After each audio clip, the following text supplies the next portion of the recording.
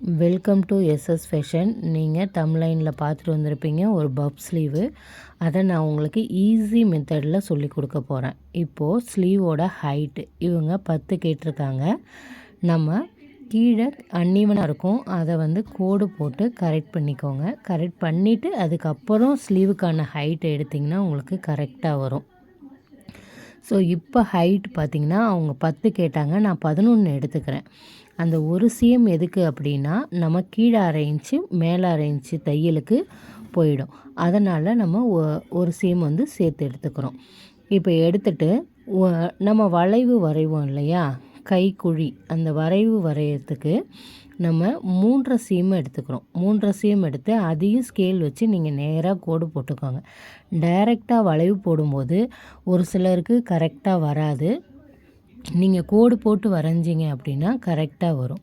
இப்போது பஃப்புக்கு மட்டும் நான் தனியாக 3.5 சீம் எடுத்துக்கிறேன். இது எதுக்காகனா பஃப்பை நம்ம அந்த ஸ்லீவ்லேயே எடுத்தோம், அதாவது ஸ்லீவ்லேயே பஃப் வச்சோம் அப்படின்னா நமக்கு அளவு கரெக்டாக வராது. அதனால் தனியாக எடுத்துக்கிறோம். இப்போது அவங்களோட கை சுற்றளவு பார்த்திங்கன்னா 4.25 கேட்டிருந்தாங்க.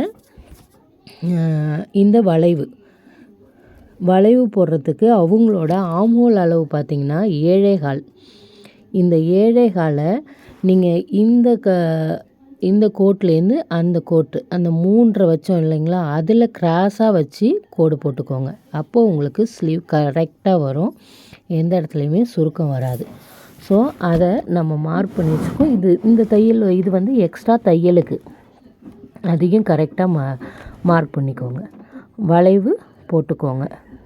போட்டுட்டு இப்போ நம்ம பஃப்புக்கு 3 எடுத்துருக்கோம் இல்லையா, அதில் கரெக்டாக 3 வச்சு நம்ம முதல்ல இன்ச்சு டேப்பில் 3 சீம் வச்சு ஒரு கோடு போட்டுக்கோங்க.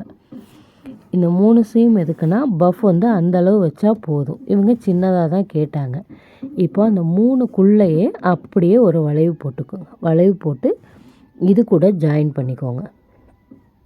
ஜாயின் பண்ணிவிட்டு அவ்வளோதான்.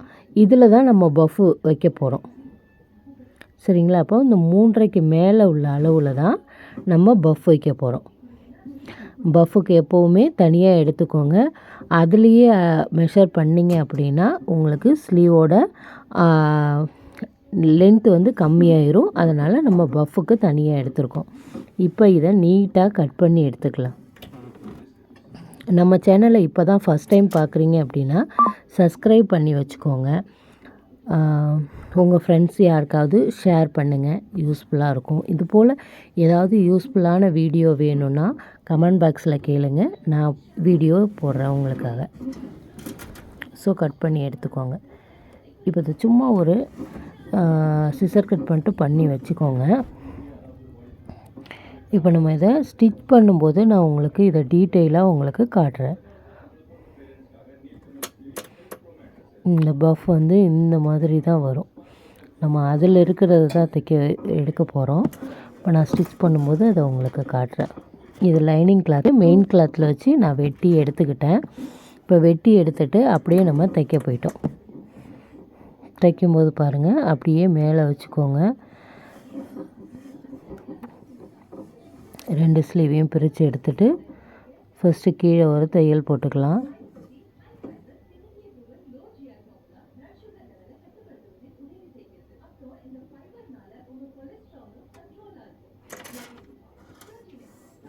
எப்போவுமே படிமான தையலுக்கு உள்ளே ஒரு தையல் போட்டு திருப்புனிங்கன்னா தையல் நீட்டாக வரும். ஓரத்துலேயே தையல் போடுங்க. தையல் கோணலாக போட்டோம் அப்படின்னா அது அந்தளவுக்கு பார்க்க நீட்டாக இருக்காது. அதனால் தையலை ஓரத்தில் போடும்போதே நீட்டாக போட்டுக்கோங்க. அவ்வளோதான், வெட்டி எடுத்தாச்சு. இப்போ பஃப் எப்படி எடுக்கணும், நம்ம 3.5 சீம் வச்சோம் இல்லைங்களா, அந்த 3.5 சீமை வச்சு கரெக்டாக அந்த இடத்துல மார்க் பண்ணி சிசர் கட் பண்ணிக்கோங்க. இப்போ இந்த 3.5 சீம் எடுத்ததில் தான் நம்ம அந்த பஃப் வைக்கணும். நீங்கள் அதிகமாக வச்சிங்க அப்படின்னா ஸ்லீவில் கண்டிப்பாக கம்மியாகும். கரெக்டாக அந்த ஜக்கா ஃபஸ்ட்டு சென்டருக்கு வந்த உடனே இந்த பக்கம் திருப்பி அந்த ஃப்ளீட் எடுங்க. ஃபஸ்ட்டு அந்த சைட்லேருந்து ஃப்ளீட் எடுக்கிறோம். அடுத்து அந்த சிசர் கட்டுக்கு இந்த பக்கம் அப்படியே ஆப்போசிட் சைடு எடுக்கிறோம். அவ்வளோதான். தேங்க்ஸ் ஃபார் வாட்சிங். தேங்க்யூ.